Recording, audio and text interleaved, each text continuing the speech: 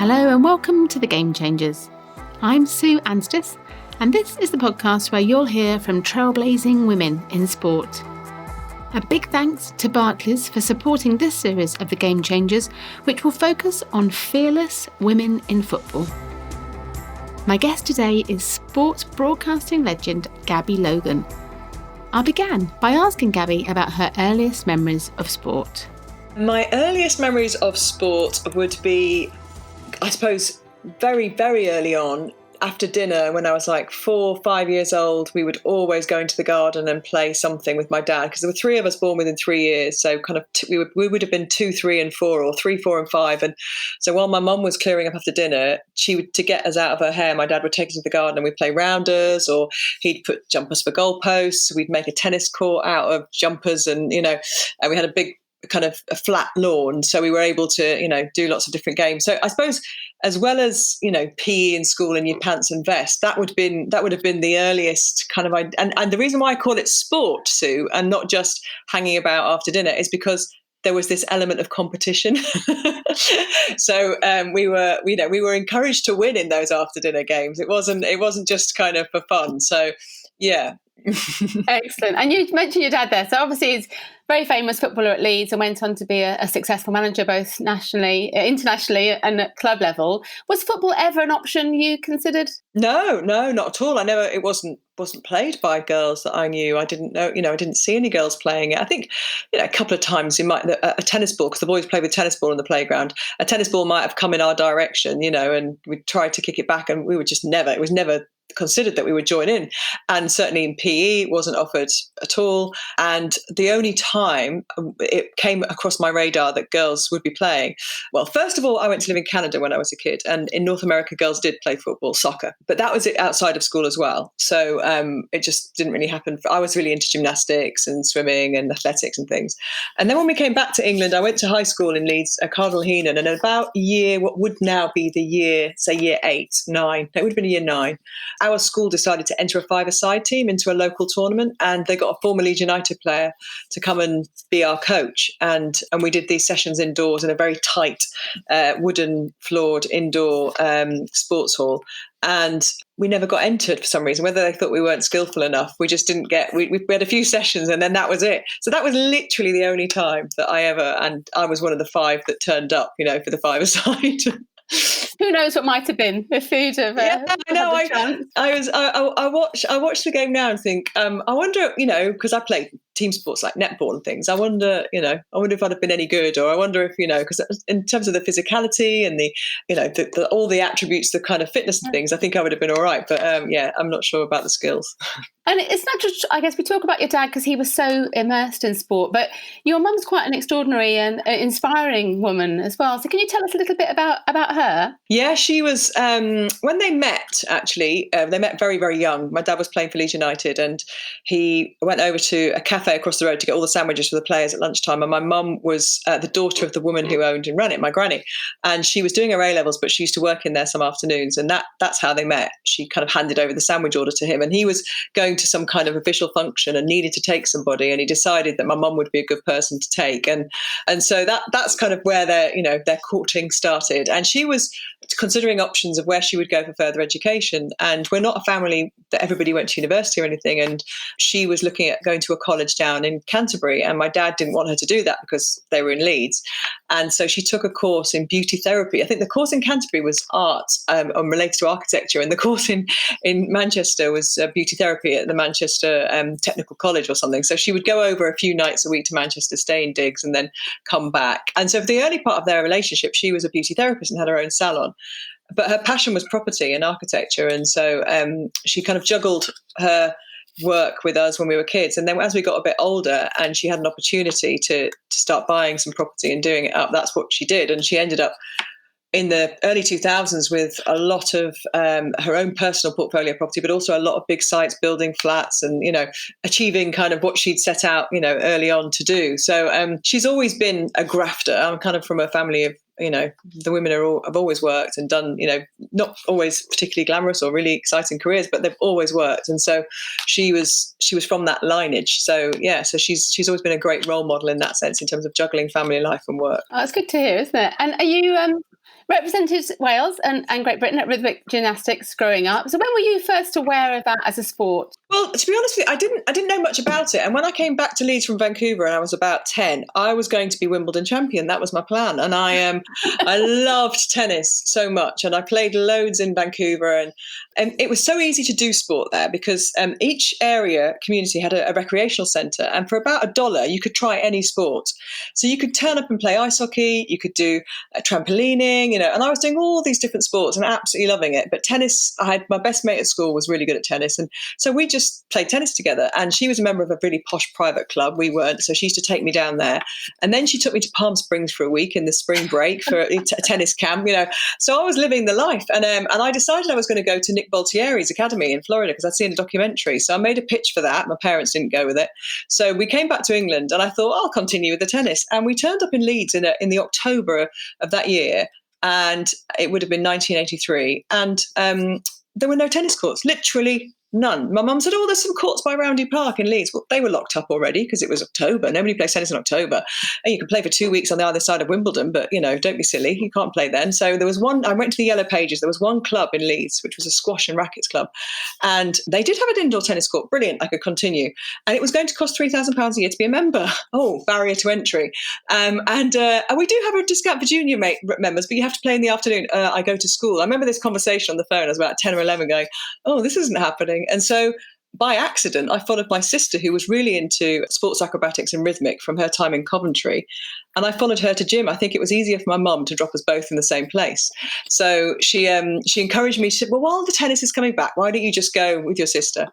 And that was it. I'd seen my sister doing it in Coventry because they had a really big club. And I used to go at the racket centre I played in Coventry. They had rhythmic on the next court. They were all doing gymnastics. So I'd seen it and thought it was beautiful and, enjoyed watching it. So I kind of went along with no expectations and just really got hooked. We hear a lot, don't we, about teenage girls dropping out of sport at that 13, 14 stage. Was that ever an option for you, or once you'd found it at that age, you loved it? No, I never. I knew it wasn't going to be a career. I wasn't going to make a living out of being a rhythmic gymnast, and I wasn't going to even get more than I got a little bit of a sports aid grant to help with travel and things, but I didn't get any kind of funding. So, but I never thought about dropping out. I knew the end would come probably through injury or, just age and having to move on in life. But I was as committed as ever at 15, 16. I wasn't that bothered. I had really good friends because I wasn't that bothered about going out. But when I did have some time, they would welcome me. They didn't kind of make it that, you never come out, so you're not coming out now. So my mum always said to me, actually, I think she recognised how lucky I was with that particular group of girls, that they were so supportive. And even though they weren't massively sporty, a couple of them played netball, but they weren't hugely into sport. So, I was as passionate about it, I think, through those years as ever. And what are your memories of performing on the biggest of stages? So Commonwealth Games? I think the bigger the competition, the more the nerves. That's all. I always struggled with nerves because I trained brilliantly and I liked the idea of competition because it felt like a point to the training. But I just, on match day, so to speak, I just would have to really work hard to control those nerves because it's such a precision sport. So, you have to be so on it. And that was a kind of thing that right to the end, I kind of had to use all the kind of tools I had. I remember seeing a sports psychologist towards the very end. They used to send one to Lillishall to chat to us, and actually decided I was going to be a sports psychologist after meeting them, and got tools to kind of help calm the nerves and things. But the only time I ever experienced nerves like it again was when I did Strictly years later. Absolutely. And gymnastics has come under the spotlight recently for having quite that toxic training environment. Is that something that you saw or experienced yourself, do you think? No, nothing like I've read about and nothing like I've seen in Athlete A, obviously the Netflix documentary. I can believe that there are extremes that happen in the sport. It didn't I had coaches who were tough and who wanted you to, fit a certain criteria. And, and gymnastics is a sport that it has a strange kind of body expectation where you're almost fighting puberty the whole time. You're fighting your body's natural development. And that was hard. I think I probably did have a certain amount of a kind of controlled eating kind of disorder, if that makes sense. I never got ill because I didn't want to be ill, but I wanted to keep my body looking a certain way. So I really kind of was very controlled about what I ate and what I drank and how I lived my life. I didn't like having no energy, so I didn't want to starve myself, but I did understand, kind of that. I think I was always rational almost about it, which sounds a bit perverse, but that's not, that's not a healthy way to be, obviously. And I think if I'd known about nutrition as much as I know now, I'd have been in a much better place. I think then the idea was, well, you either ate or you didn't eat. It wasn't a case of eating the right things. So there was that element to it, which I think did prevail a lot through a lot of my peers. And there was the other part of it is, I guess, being told you're not good at something and having to do it again, that's a hard thing to hear. And you did hear that a lot. And I think that probably made me quite resilient and, it gives you a certain amount of rigor. But you can coach in a way like that is healthy. It doesn't have to be abusive, or you don't have to get the best out of somebody. Shouting at them doesn't always work, sometimes ignoring somebody can be as damaging, and there were certainly coaches. We had a Russian coach who came along and she had a brutal way about her of just literally, she just wouldn't even pay attention to people she thought had no talent, which was harder almost than being shouted at, So I do understand that the sport can kind of lean towards that. And we all heard about these stories about Eastern European gymnasts and the kind of things they were put through. So I think in any sport, and we've seen all kinds of different stories come from other Olympic sports as well, in any sport, when it becomes so damaging to an individual and the enjoyment, why do you start doing it? I mentioned, my first experience was after dinner having, fun in the garden. That's why we all start sport. We start because there's an enjoyment, there's a joy that comes through us, and you've always got to have some of that there, even at the very, very top of your game, I think. And why did you eventually stop competing? I got quite bad sciatica before I went to the Commonwealth Games, and I was managing it and taking quite strong painkillers. And I came back, and I knew I'd have a bit of a break after that because it'd been a very intense period of training. I had to train right through Christmas, Boxing Day, because it was at the end of January, and doing A levels, it's quite a hard juggle. And I came back expecting to take a few weeks off, and the back just not using it made it worse, and it kind of seized up, and I would literally get out of bed in the morning and have to lie back down again or just crumble to the floor, and it was very painful. And I think at that stage in my life, I was kind of juggling my A levels, last year of A levels, looking ahead to an Olympic Games, which seemed now very out of reach. And I knew there were two girls who were going to still be better than me, and it was 2 places only. And I think I came to a decision that actually my long-term bodily health was probably more important. And as I said at the very beginning, I knew it wasn't going to be a career that I was going to earn a living from. So it didn't feel like I should put myself through 6 months of really hard rehab or risk damaging my back with an operation or anything like that. So I kind of went over to the other side of sport and just tried to get back to enjoying it for its own sake. And what did you miss most when you came away from that level? I would say to this day that the thing that I really acutely missed at the time was the purpose, the sense of competition, the preparation, the whole, the joy, the buzz of performing. I thought, oh my gosh, I've done the best thing. I'm only 17, 18, and I've done the best thing. And I'm never going to, what am I ever going to do that's going to give me that? And so I was a bit of a kind of loon for the first year. I was literally going to the swimming pool and swimming for exercise, then looking at the clock thinking, could I be a swimmer? Is that quick enough? And then I'd do cross country for school and think, well, I was halfway down the field today, but maybe I could be a cross country. I was always looking for that next sport. And actually, if I'd been perhaps around somewhere, maybe if I'd been near a rowing club, or if I'd been near a velodrome, I might have gotten a bike, or, because I could have potentially have done those kinds of sports that weren't as technical, if you like, as, swimming is obviously is a very young sport. So I was kind of in the wilderness, like looking for this non-existent sport that might give me that joy again. And I did feel like for a couple of years, gosh, that's it. I've done the best thing, and I've got another 80 years of life. So I knew sport still gave me joy to watch, and and I always wanted to keep fit. But yeah, there isn't anything quite like that experience. I think live telly has given me a few moments of adrenaline for sure, though. And do you feel that experience at the top level of sport then helped you when you were interviewing athletes at those big events? Yeah. Oh, definitely. And I feel from lots of other perspectives in my life, obviously my husband was an international rugby player. My dad was an international footballer and a manager. And so I know what it's like to be the child of a manager who gets sacked. When you come home, your dad's car's on the drive after school and it shouldn't be. There's a reason for that. I remember walking in the house one day and seeing his car and thinking, he's got the sack. We knew it was coming. We felt it might be coming, but there's those kind of experiences. there's living with somebody who kicks for his country and has a really bad day at the office where he misses 70% of his kicks and, thinks the world's going to end. And so, although, of course, you have to kind of ask the right questions of your pundits and put people kind of, who are up there through a certain amount of scrutiny, there's also a human side to every sporting performance. And there's a family behind that. And there are people who care about that individual. So I think all of those give me a certain insight, I guess, to what the performers are going through, the athletes, the sports people. And you talk about family there. Are you okay to talk a little bit about what happened with your brother? Yes, of course, yeah. A devastating time for your family. So personally, how did you get through that? And I guess you stopped your sport not long before as well as an avenue. Yeah, I think so. He died in 1992, and that Olympics was the Olympics that I'd had in mind. That summer was the Olympics that I was, thinking would be the one that I would go towards. So I'd stopped about a year before that, and he died of a condition called hypertrophic cardiomyopathy, which is just sudden death, effectively. So we had no warning at all that he had a congenital heart defect, which meant that from the outside and ostensibly his fitness was just beyond, he was in the top 0.00% of 1% of people. He was a footballer, signed for Leeds United, could run all day long, played sport all the time, but his heart was enlarged and basically was, about to give way and to pack up on him. But there was nothing, no signs at all, never breathless. And so when he did die, he died in the garden playing football with my dad. He was just kicking the ball about and keeled over.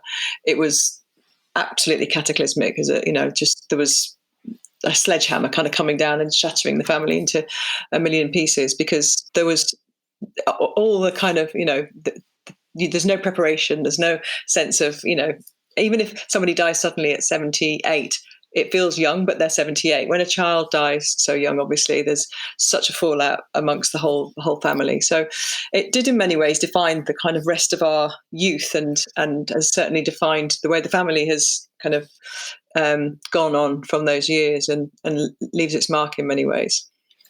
And you were about to then head off to on a gap year, go to university. Did you consider not going at the time? Was that an option? Or actually, I was at the end of my gap year because he died in the May, and so I was going off to Durham in the autumn, and I kind of put my gap year, which hadn't been very fruitful in terms of any travel or anything. Anyway, I was doing about 6 jobs in London, and I came home and just stayed at home really then. So I kind of took over the running of the family because my mum was in a very obviously, you can imagine she just kind of stopped. She was immobilized, and my dad was managing Wales. And after a few weeks, he went off with Wales, and so my mum had a property business. I was kind of running around wallpapers for her and dropping things off to builders and things like that.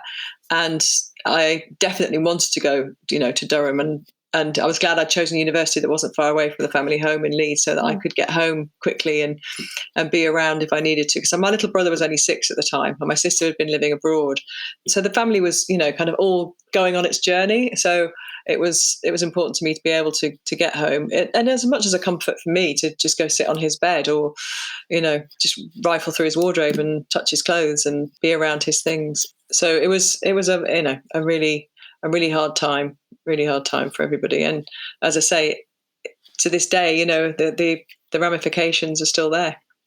Absolutely. And you went, they say, to Durham. So you studied law at university. Yes. Mm-hmm. And was that a passion? I watched before here. Actually, watched you on the Rose of Tralee video. It's quite funny. But you talk there about wanting to do. I'll gloss over that, but it is quite entertaining. But you talk about wanting to do sports media, sports journalism, even then, and that's before university, isn't it? Yeah, I think because I'd gone on Blue Peter as a gymnast, I'd wanted to go into TV. When I was 15, I went on Blue Peter to advertise a gymnastics competition that I was involved in for Great Britain. And I loved it. I loved the studio. I thought this was amazing, but I didn't know anybody in my family that worked in broadcasting or, my dad obviously had come across journalists. So I would tap into their knowledge. What should I do? How do I get into telly? And of course they said, just get lots of experience in all kinds of forms of media. And so I'm kind of, when somebody sent me that clip, I was surprised I said that, because actually I just wanted to go into telly. I didn't know because I didn't see women doing sports presenting. Des Lynam was the presenter of the time, the sports presenter of the time, and Bob Willis and, Coleman, all those people. So I suppose I wanted to try and do something in the sports world. But yeah, that surprised me when I saw it, that I actually said that, because I thought I'd have to be either Jeremy Paxman or Zoe Ball. I thought they were the two career routes that I would take. Yeah. You always knew, you clearly always knew. And you discovered radio at university, so you got radio experience at university. What did you work on there? The radio station in Newcastle, which is only about 15 miles from Durham, what was called Metro FM. It's like the capital of the city. And I met, in my gap year, I'd met the programme controller at a friend's party. And I said, oh, I'm coming up to Durham and I'd really like to work in broadcasting. He said, well, I'll give you some work experience. And I rang him the minute I arrived in Durham, and I had a car, so it meant I could get over to Newcastle. So I'd go over every couple of afternoons a week, and I'd learn to kind of compile the news bulletin, work in the newsroom. And then he said to me, right, I want you to start news reading. So by the Christmas, I was doing my first bulletins reading, and by the January, he was paying me to do it. And so I did a few shifts a week, and then I'd do weekends, and then eventually he gave me a show, and it kind of went on to the point where when I graduated, I got the breakfast show. That was my job. It was my first job. So it was like doing an apprenticeship while I was doing my law degree. But I still kind of really enjoyed my degree. And I went to Edinburgh with a play, the Edinburgh Festival, and I took part in. I was the president of the Union Society, and I did stuff with the college. I was deputy president of the college. So I did immerse myself in college life, university life. Durham's a collegiate system. So that was all really important. But I had this other second life going on at the side. So your big summer holidays when you're a student go from, the beginning of June practically right the way through to kind of middle of September. And I'd just work every day on the radio station. I'd live in somebody's student house that, because a lot of students keep the house over the summer. And then, so I'd just rent somebody's house. Or my then boyfriend lived in Newcastle. So I'd stay at his parents' house, and I just carried on working, really. And then not long after leaving university, you got an opportunity at Sky. How did that come about for you? So I was in my first year post-university doing the breakfast show, and I kept hanging out with the sports team at the end of every show. A breakfast show is amazing. You have to get up at 4, but you finish at 9. So I was, and it's a perfect job for a 22-year-old because you've got so much energy. Like now, the idea of getting up at 4 every day fills me with, dread. I feel sick in my stomach thinking about early mornings like that. And I go to the sports team at the end of the shift, and I'd start chatting about Newcastle United, and we'd talk about sport. So the boss said to me, you're always hanging out with the sports team. I thought I was getting told off. I was like, oh, sorry. And I was like, no. So you really like sport, and you're really passionate about it, and you always talk about it on the show. Why don't you do interviews for us at St. James's Park at the weekends, on Saturdays, or home games? I was like, oh my gosh, this is an actual job. It's a thing. I can go. And they were brilliant, the sports team. The commentator was amazing. And I used to have such a laugh and loved it so much, and became kind of, really passionate about the team. It was the Kevin Keegan team that nearly won the league. Oh, yeah. And the last day of the season was, in May, obviously, was the day when Newcastle officially threw it away because Man United won at Middlesbrough. So Sky had 2 teams doing both matches because they had a helicopter with the trophy because they didn't know where it was going to go. Oh. And I think we could have all told them, but as if Brian Robson's Middlesbrough were not going to be beaten by Man United anyway. And so I was at St. James's Park, and so was Richard Keys. They were doing the live match from there. And unbeknown to me, he'd given his business card to a cameraman and said he was making a documentary about women in sport. And he wasn't. He said, look, I'm not making that. He said, but I wanted you to call me because I want to introduce you to my boss at Sky. And I think they'd really like you. And he just kind of handed me over, if you like, to this boss at Sky, who rang me. And I rang him, and he said, we'd like you to come down for a screen test. So they flew me down, they bought a flight, and I went down, and they picked me up from Osterley and got at the airport, and I got into the studios and did a screen test, and then they offered me a job.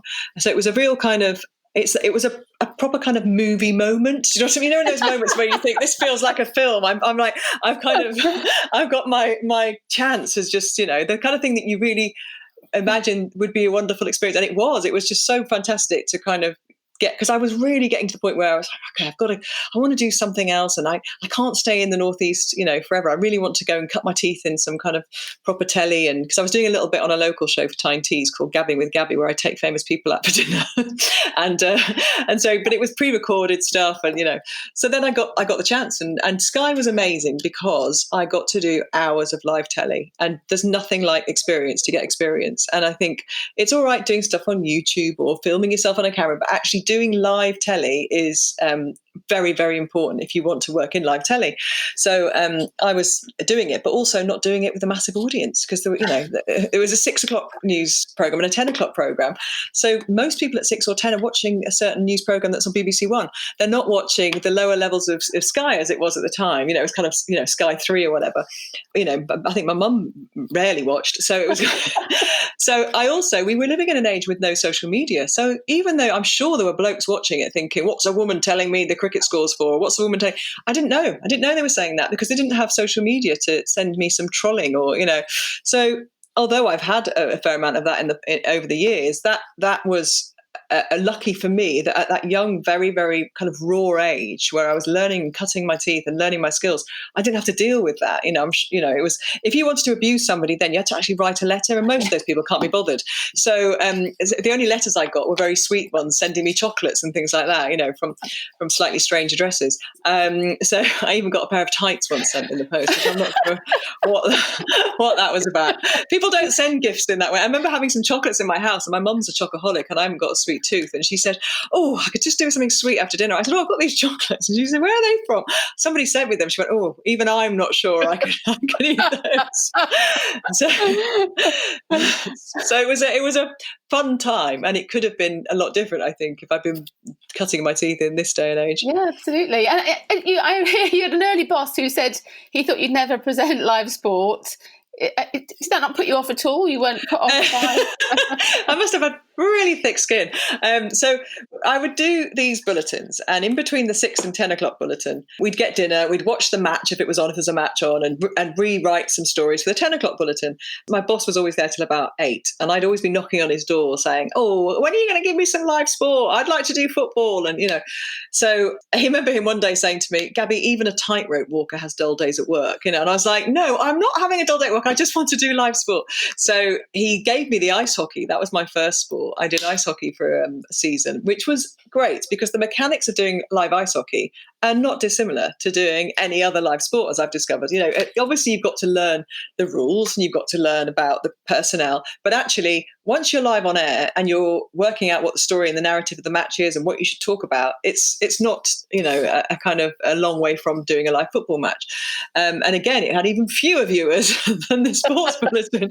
So, and in fact, my first live match was up in Ayr, because the Ayr Scottish Eagles were one of the teams in the league, and we had a fire alarm go off, and I was left presenting on my own. Even the cameraman locked off and went out, and I'm in an empty stadium. So all those kinds of experiences that you need to be able to handle on live television, I got in spades. So it was a great season, but I still wanted to do football. And then the other boss at Sky told me that if I wasn't on his screen doing it by the age of 28, I wouldn't be doing it at all, implying perhaps that after 28 I'd be clapped or something, and I wouldn't be allowed to kind of show my face on telly. So I had this real urgency then, I think. I mean, there was a bit of an urgency with me anyway, because my brother had died. So I think I was living this kind of carpe diem times 100. And then my agent at the time, who's quite an old school agent called John Holmes, looks after Gary Lineker, he said, why are you always in such a hurry? And I said, if somebody told you at 22 you wouldn't be on telly after 28, you might be in a hurry too. And he was like, fair point, ignore him. So yeah, it was, I mean, I suppose then you start trying to prove people wrong, I guess, don't you? Claire Balding said having parents who are very well known in racing helped her to be more accepted when she started her commentary. Did that help you, your dad's history? Yeah, and I wasn't married, so my surname was still Yorith, and he was still managing. I mean, I interviewed him on Sky a few times, when he was managing Sheffield Wednesday. Oh, did you? Yeah, and so he was very well known to a lot of the people who were coming in my studio, sitting in, and set and chatting to me, would say, how's your dad? Is he all right? And so that not only helped, I suppose, other people feel it, okay, she might know something. It helped me feel quite relaxed in that environment, which could be quite intimidating, I think. So at the beginning, for sure, that would have been, I agree with Claire, I suppose it's more other people's perceptions, that they get over one hurdle, at least, that you might genuinely be interested. I mean, the number of people used to say to me, do you actually like it? Surely with a law degree there are other things I could do if I didn't like it. It's not this or kind of stacking shelves. I'm kind of options. Yeah, I would hope that there were some other things, if I really hated it, that I could do. So, yeah, you have to, because I was saying something the other day, I was talking to some women who had something to do with the Prince's Trust, and, it's a very smoke and mirrors career. It looks all glamorous, but, the number of times you find yourself changing in toilets and, having your makeup done with, sat on a toilet seat, or, kind of being in, some very dodgy kind of hotels eating Pringles at 2 a.m. because the restaurant's closed. That's the reality of being a sports broadcaster and life on the road. And if you thought it was all just 5-star hotels and, a very glamorous job, then you'd be disappointed very quickly. And you went to work then to the BBC and worked on a whole range of different shows and formats. Is there a favourite type of show that you like to present? I think nothing quite beats live, because it's the adrenaline, talking earlier on about getting that buzz. It's not just you on a pre-recorded show. I think it's everybody's slightly less kind of heightened. So you might be treating it as a live show and trying to nail it. But if everybody knows they could stop and redo something, it has that slightly kind of, there's less of a sense of urgency. And so although I enjoy doing those kind of recorded programs, and when I say live sport, obviously Match of the Day is live, and it's a good show to do from the point of view it's iconic, and it's this, very much in the shop window show, but it's quite formulaic. You've got your match edit, you talk about what you've seen, and you move on, and so what you're going to be talking about. Whereas live sport, you just don't know. So that kind of is top of the heap, I guess. And we're working on things like the live athletics, world championships, or Olympic games, all those things. You just don't know what's going to happen. You don't know when you're going to need to fill for 20 minutes, what you're going to, so it's that thinking on your feet, which I really enjoy the most. And I guess of all the shows that aren't live sport, then Spotty is the one that I feel incredibly proud to be a part of, because it's such an iconic, I've used that word too much today, but it is that show that, feels to me like the show that when I was a kid, that Question of Sport, they were the ones that brought us all together, that even my mum, who wasn't particularly into her sport, would want to watch. When you think back to Spotty, actually, even very recently, we had that shortlist that was only men on the shortlist. Do you think that would happen again now? Do you think we've changed enough that won't happen again in the future? I'm fairly sure it won't happen, but I think it's very, there's lots of arguments for and against kind of being proactive in terms of, whether we've had these conversations a lot this summer, obviously to do with race and to do with pushing, kind of people into positions because we want representation. Not when I say pushing people into positions, but making sure there's an opportunity to be there is one thing. I think it's a difference, isn't it, between not being racist and being anti-racist, and actually creating an environment where that's not just possible, but actually we're going to do this because otherwise this could take too long, this situation. And I think with regard to women on the Spotty shortlist, I think like there were a lot of people when Joanna Konta was on the list and she'd got to the semi-finals of Wimbledon, there were a few people kind of going, well, she didn't win Wimbledon, and it was that kind of, and I think, well, you know what, she's pushing further than any woman has done for a while, and we have to kind of keep putting women up there and putting women in the shop window, because actually they've been held back for 40 years, or longer in the case of some sports. But, you look at football, and obviously the game wasn't allowed to be played in this country for a long time. So of course you have to kind of, give a little shove in the back and just try and get up to the same speed. It's going to take a while. And so we need to do what we can, both with representation for anybody who's underrepresented. I think it kind of cuts across a lot of areas. And looking back at your career over the last 25 or so years, is there anything you would do differently? Is there anything you would change or that you regret at all? I don't have masses of regrets. I think things happen for a reason. I spent a long time at ITV before I came to the BBC, and I really enjoyed that. I didn't enjoy the way it ended, and I was very glad to be given an opportunity by the BBC, which was kind of like almost starting again in terms of the people I worked with and all of that. I think, when I was really early on at Sky, I was going to do kind of my coaching badges, football coaching badges, and I wish I had done them, because I think that would give me further insight into the game. At the time, I thought, oh, no, I'm too old. I was like, now I think, oh, God, what was I thinking? Why did I? And a friend of mine used to play locally in Richmond, and she was like, you should come down. She was a Russian lady, so I won't do her accent. But she's like, you should come down with me and play. There you go. She was amazing. She went off to live in Vancouver, and she was always covered in bruises. And I was thinking, oh, I'm not sure I want all those bruises.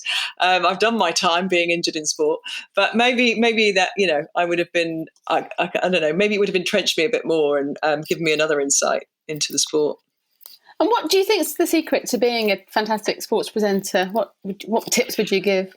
I think if you're, whatever your subject matter is, it's the passion that you have for it has to be real. And you talked earlier on about, I talked about kind of enjoying it, and I think it's, as I said before, it's not always just rocket. You don't rock up to a game and just then go home afterwards. There's lots of travel and research and all that stuff that if you didn't have the passion for it would feel quite dry. And I think that's the thing. It's bringing it to life for people and giving people, for me, sport is about the human spirit, and it's about conquering all kinds of challenges that we face, and that can then translate into other areas of life. I said last year during the Women's World Cup or afterwards that those audiences, those millions that watched those matches, were not about, oh, isn't that brilliant? 11 million people watch that match. Maybe there'll be 5 million footballers.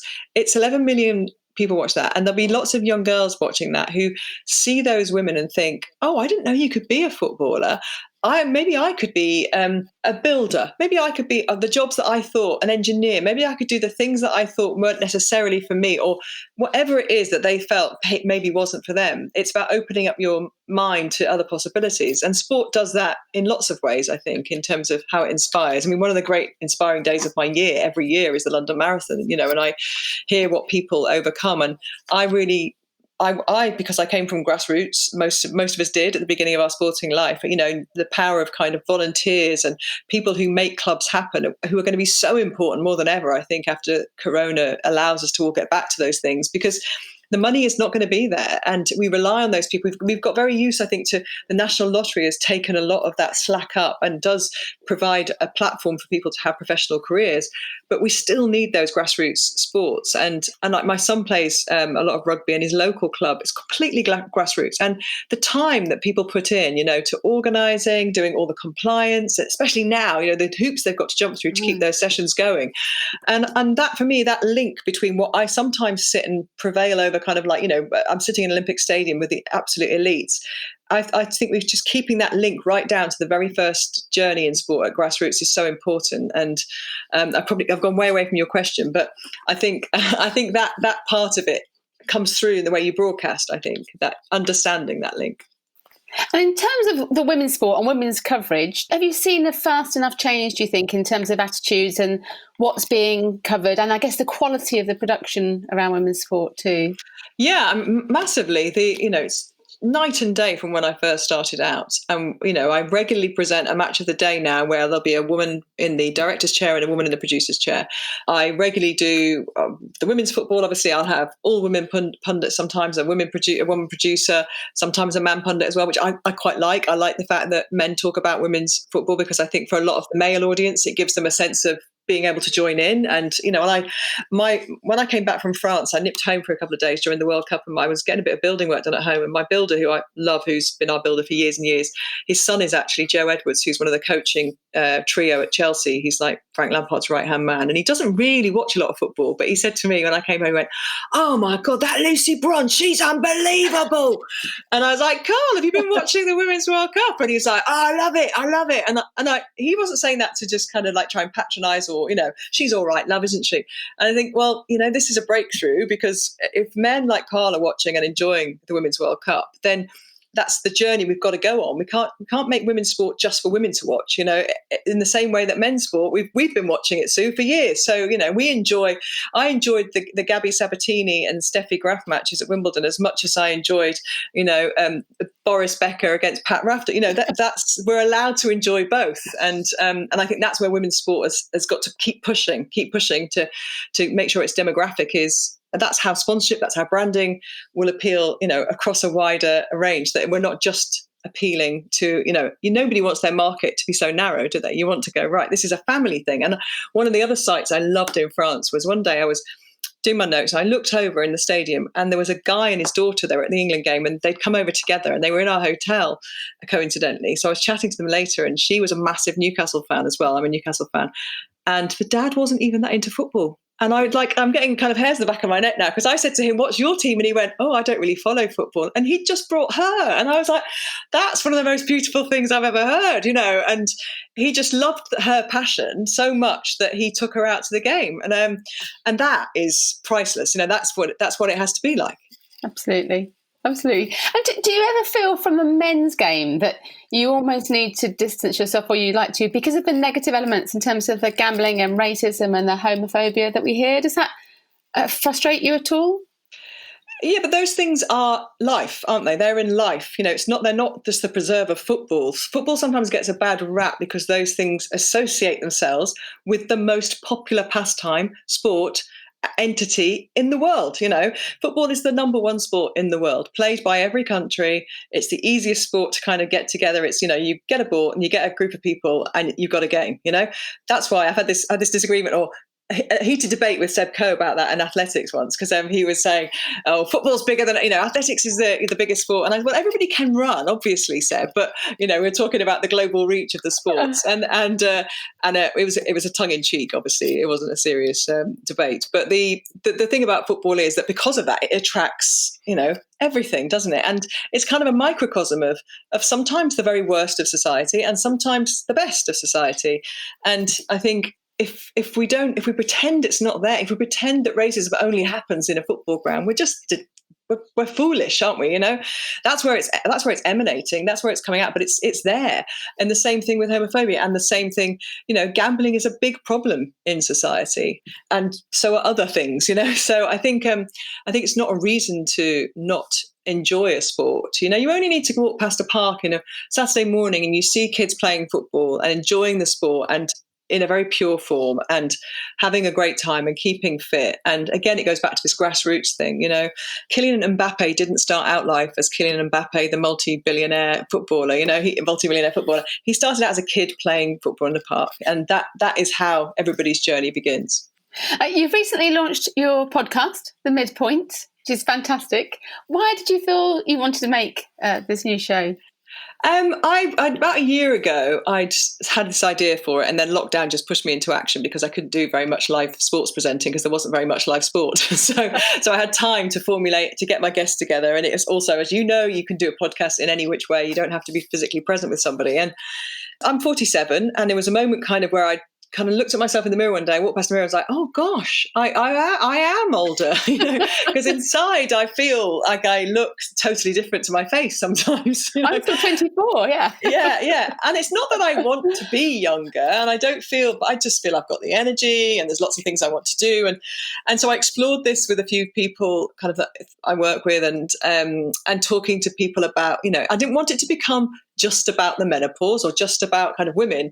I wanted it to be about the middle of life and what we can all, where we're all at and what we're doing, and speaking to some of my friends who are more well known, and realizing that they had good stories to tell, and to try and also engage people to think, actually, and ironically, the government seems to be trying to get everybody to change careers, but also to think that, you know what, I'm 47, but actually I've always wanted to do this. I'm going to do it. I'm not going to just go, "Oh, well, I'm never going to get a chance to do that now." Too late. Yeah, exactly. My first guest was John Bishop, who only started making money from stand-up comedy when he was 40. Before that, he sold pharmaceutical drugs, So, and Richard Osman, who was on an episode, has obviously just written an amazing best-selling book. Yeah. And he's just got the second and third book deal. He's such a polymath. But he wasn't on telly till he was 40. Before that, he made telly. He was excellent at making telly, but that could have been the rest of his life, being excellent at making telly. And then he did Pointless and became a different creature.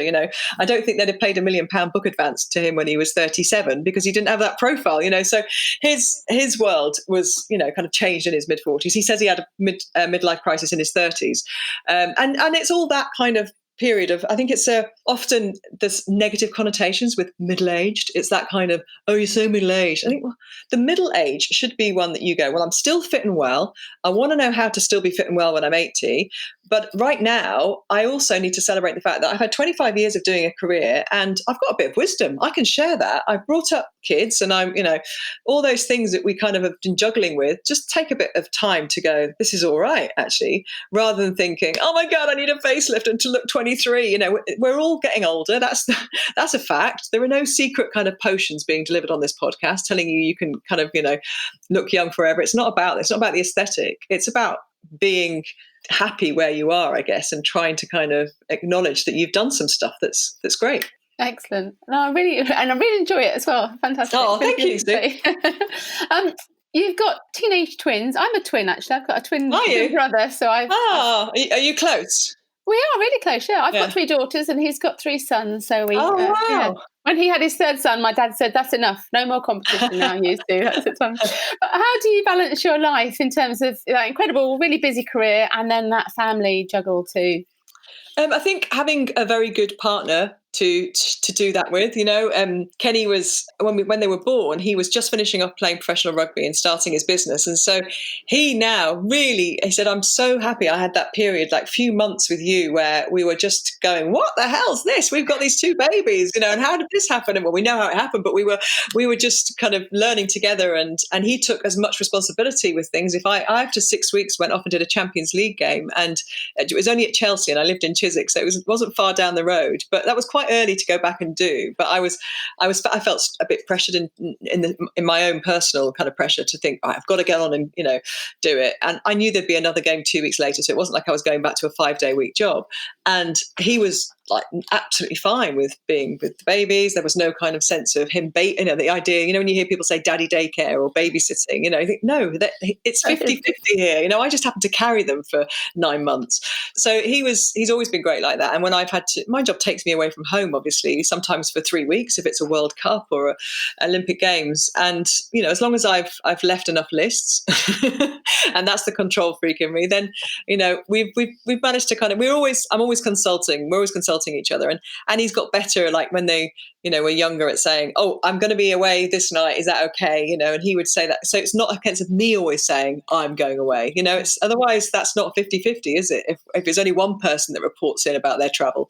So and also I think looking after each other, and he's always been such a cheerleader for me, and he's always so supportive and loves what I do. And I guess it helps that our worlds sometimes cross over a little bit as well. So he gets what I do and I enjoy, his successes and what he's been up to. So I think that part of it, I love this age. The kids are so much fun at 15 and they've got so much to say, and they've, really, in fact, their joy and positivity actually is really, really helps in this whole Corona period, because I think it's so easy to get dragged down with the macro picture of doom and gloom. And actually, although the news is on and they listen to it and they're not naive, they look at the future and they're bright and they kind of want things to change. And so, I kind of, as much as I'm trying to keep a positive environment for them, I think they very much are helping us. Yeah.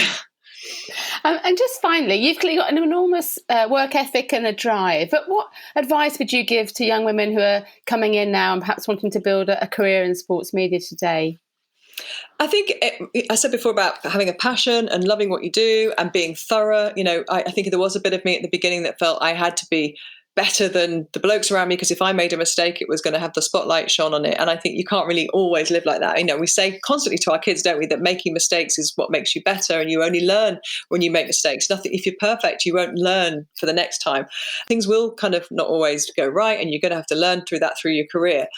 But I think just being as thorough as you can with everything that you do, I say that to a man or a woman, in our career, will stand you in good stead. And having, your work ethic needs to be, strong. You do some ugly shifts, there'll be some overnights. There'll be some times where you're, it's not a 9-to-5 job at all. And even when you're not working, you're working, because I wouldn't go, I'm not doing live telly now because I had a match cancelled this weekend. So I'm not doing live telly now for about 10 days. I'm not just going to turn off from sport, I'm not just going to kind of go, okay, well, that's it then. I'm just going to go and do some baking and go for a walk, because you have to, it's constantly there by osmosis. Even if you're not writing it down, you need to be on top of it. So if you really are thinking that you enjoy it, but maybe not so much, then you're probably not going to find it the career for you, I think. Thanks again to Gabby for taking the time to talk to me. It was fascinating to hear about her career, and hopefully it will inspire others looking to work in sports broadcasting. Thanks also to Barclays for their kind support of the Game Changers, and to Sam Walker from What Goes On Media, who does a fantastic job as executive producer for the podcast. You can find out more about all 49 of my guests at fearlesswomen.co.uk. Previous trailblazing guests working in sports media include Claire Balding, Anna Kessel, Eleanor Oldroyd, Ebony Rainford-Brent and Jackie Oatley. You can also listen from the website or find us in all the usual podcast places, including Apple, Spotify and Google. It's always lovely to see your reviews and hear how much people are enjoying the stories of these game-changing women in sport. If you have a moment to give the podcast a rating, and 5 stars would be wonderful, it does make a big difference. You can also get in touch on social media, on Twitter, Facebook or Instagram at Sue Anstis or at The Game Changers. Next week, I have the absolute privilege of talking to Arsenal and England legend Rachel Yankey. I remember walking to the dentist and there were some workmen. They said, "Oh, I know you. You're that girl that you got dropped from England and the coach didn't pick you. What is it you went and did? You go out drinking? Did you get caught doing it?" And I was like, "No, I did absolutely nothing." And that, to me, was probably the hardest thing, because words that were said about me led to perception of the outside world. And I suppose that's an everyday occurrence for the men's football players, but it isn't, and it wasn't for women's. The Game Changers. Fearless Women in Sport.